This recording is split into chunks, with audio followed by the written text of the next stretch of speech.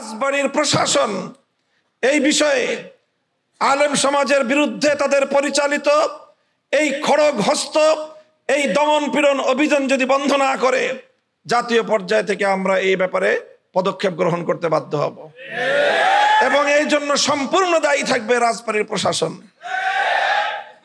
স্বরাষ্ট্র মন্ত্রণালয় সহ দেশের আইন শৃঙ্খলা রক্ষাকারী বাহিনী, পুলিশ প্রশাসনকে আমরা উদাত্ত আহ্বান জানাচ্ছি, সেখানে আমাদের কোনো আলেম যেন হয়রানির শিকার না হয়।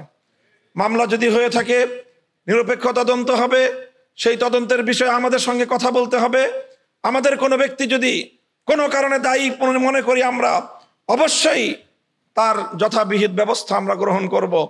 কিন্তু সেটা ছাড়া আলেম ওলামাদেরকে, নিরীহ আলেম সমাজকে এই হয়রানি করা এই বাংলাদেশে আমরা বরদাস্ত করব না।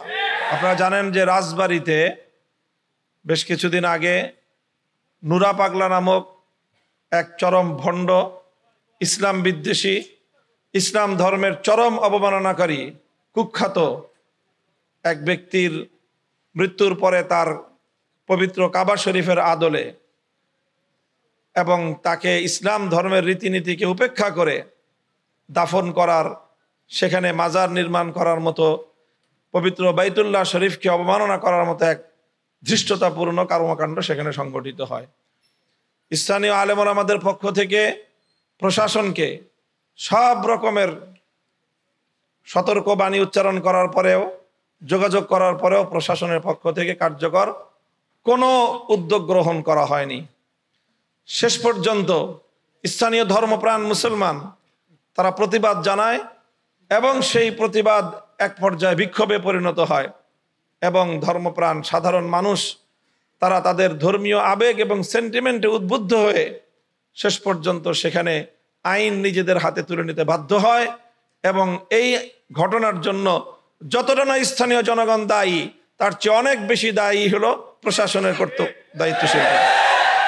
তাদের দায়িত্বে চরম গাফলতির কারণে সেখানে এই দুর্ঘটনা ঘটেছে, অথচ সেই রাজবাড়ির প্রশাসনকে আজও পর্যন্ত জবাবদিহিতার কাঠগড়ায় দাঁড় করানো হয় নাই। পক্ষান্তরে আমরা সাম্প্রতিক সংবাদ পাচ্ছি, অহরহ প্রতিনিয়ত রাত দিন আমাদের কাছে রাজবাড়ি থেকে সংবাদ আসছে, সেখানকার মসজিদের ইমাম সাহেবান, রাজবাড়িতে আমাদের প্রতিনিধি আলেম সমাজ, হেফাজতে ইসলামের দায়িত্বশীল বৃন্দ, ইসলামী সংগঠনগুলোর নেতৃবৃন্দকে অযথা হয়রানি করা হচ্ছে। তারা তাদের ধর্মীয় দায়িত্ব পালন করতে পারছে না, মাদ্রাসায় শিক্ষকতা করার সুযোগ পাচ্ছে না, মসজিদে ইমামতি করার সুযোগ পাচ্ছে না, তারা এলাকায় নিজেদের বাড়িতে থাকতে পারছে না, তারা এলাকায় নিশ্চিন্তে সময় কাটাবে সেই সুযোগটুকু তারা পাচ্ছে না। মনে হচ্ছে আজকে বাংলাদেশে রাজবাড়ী জেলায় আলেম সমাজ, মনে হয় সেখানে গোটা আলেম সমাজ অপরাধীর মতো তাদেরকে জীবনযাপন করতে হচ্ছে।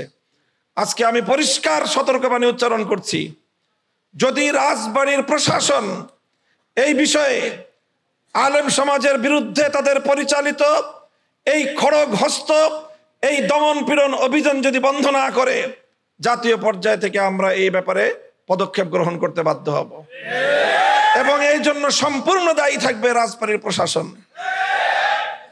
স্বরাষ্ট্র মন্ত্রণালয় সহ দেশের আইন শৃঙ্খলা রক্ষাকারী বাহিনী, পুলিশ প্রশাসনকে আমরা উদাত্ত আহ্বান জানাচ্ছি, সেখানে আমাদের কোনো আলেম যেন হয়রানির শিকার না হয়। মামলা যদি হয়ে থাকে নিরপেক্ষ তদন্ত হবে, সেই তদন্তের বিষয়ে আমাদের সঙ্গে কথা বলতে হবে।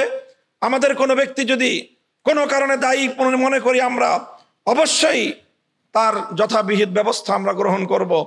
কিন্তু সেটা ছাড়া আলেম ওলামাদেরকে, নিরীহ আলেম সমাজকে এই হয়রানি করা এই বাংলাদেশে আমরা বরদাস্ত করব না।